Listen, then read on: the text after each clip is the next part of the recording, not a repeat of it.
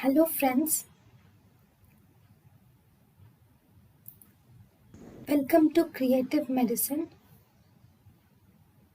In this lecture, we will learn about. Hello friends, let us now learn some important points about cineerazine. So what does cineerazine cause? Cineerazine is H1 antihistaminic. It is H1 antihistaminic with additional anticholinergic and anti-5-HT action and also vasodilator properties. This cineerazine will modulate calcium fluxes and it will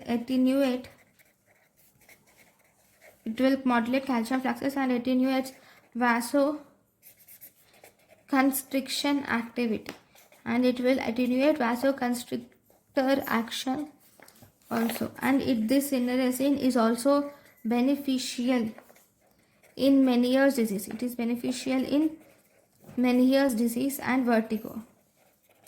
This is about cineerazine. Thank you for watching.